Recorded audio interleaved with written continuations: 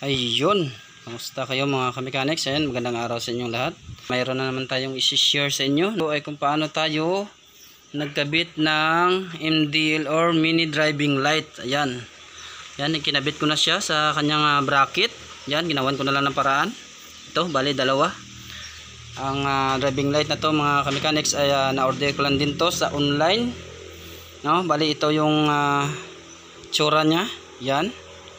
To color na 3,000 to 6,000 K, yellow and white light, perfect tangent. Ayan, no, yan dito, no, mga kamechanics. Ayan, share ko lang din sa inyo, no, na ikakabit natin siya na walang power relay, kasi yan nga kadalasan na mga nagsishare ng mini driving light. Siyempre ito titesting ko lang din to sa aking motor, no, na kung kakayanin ba ng kanyang battery na hindi natin siya gagamitan ng power relay, no. Ito yan ang kanyang kulay ng wire niya.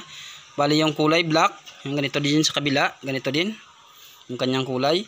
Bali yung kulay black na wire dito ay yan po yung ating ground, okay.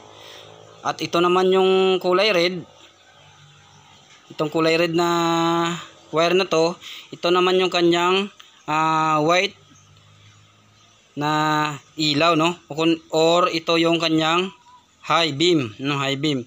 At ito naman yung kulay yellow, no, ito naman yung kulay light na dilaw, bali ito naman yung low, no. At dito naman sa kanyang switch, yes, siyempre ito yung kanyang switch. Ayan, may tatak pa siya, bali ito yung lagayan niya na yun nga, kasama siya sa nabili ko na mini driving light. Kasama na to yung domino na yan, may nakalagay pa na made in Italy. Yan, o, dito ko lang siya nilagay sa ating side mirror. Yan, dito siya naka left to dapat, pero dito siya nakahiyang ako dito sa kanan. Ang wire naman ng ating domino switch, no, or ang kanyang mini driving light switch, tatlo. Ang pinaka main or accessories line natin dito mga kamechanics, o pagkuha na natin ng power o yung magkukonekta sa ating accessories line or power, ito yung kulay asol, okay. At ang kulay brown naman, ito yung kanyang high beam. At sa ito naman yung kulay black, ito naman yung kanyang low beam, okay. Dito kasi sa kanyang wire na, bali ang pinaka ground dito ay ang kanyang, ayan, kulay black. Ayan, ititesting natin siya, no, para makita nyo rin, okay. Ayan mga kamechanics, ayan, bali na idikit ko na siya, no, dahil nga testing pa lang natin to sa isang wire. Ito makikita nyo dito na ang kulay asol na yan, ayan, kulay asol na pinaka wire ng ating domino switch. Ayan, nakakonekta siya sa ating accessories line ng motor na kulay black, no. Yun nga, kasi pag ang sa ating mga motor naman pag live, siyempre galing battery ay kulay red. Pag on ng ating susi, magiging accessories line yung ating kulay black. Kaya dito lang tayo nagkonekta, kasi nga para pag i-off na natin yung ating susian or motor, hindi na rin gagana yung ating power ng ating accessories light or mga driving light, okay. At dito naman sa kulay red, ay kulay red nga ng ating ilaw, nakakonekta, bali ito yung high beam ng ating mini driving light, nakakonek siya sa ating kulay brown ng wire ng domino switch, no. At ang kulay dilaw naman, ito naman ang low beam ng ating ilaw, nakakonekta siya sa ating kulay black na galing sa switch ng ating domino switch. Kaya ititesting natin. Bali ito nakaunang ating susian, ayan, naka neutral light. Testing natin yung high beam niya, okay. Yan, gumagana yung kanyang high beam, no, kasi yun nga, naka-switch tayo sa high beam, okay.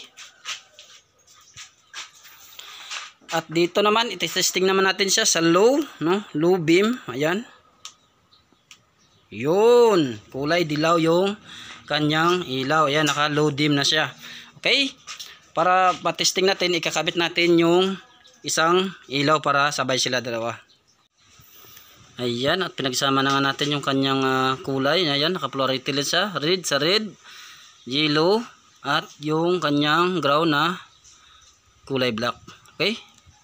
Didikit muna natin, tsaka lagyan natin ng electrical tape. Ayan, at naidikit na nga natin mga ka-mechanics. Ngayon, yung kanyang pinaka-power source niya, ang kulay blue, idinikit natin dito sa accessories wire, accessories line ng ating motor na kulay black. Ayan, no? Okay, ito titesting natin mga ka-mechanics.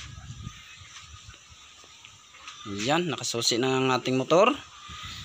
Ngayon bubuksan natin yung pinaka high beam nya.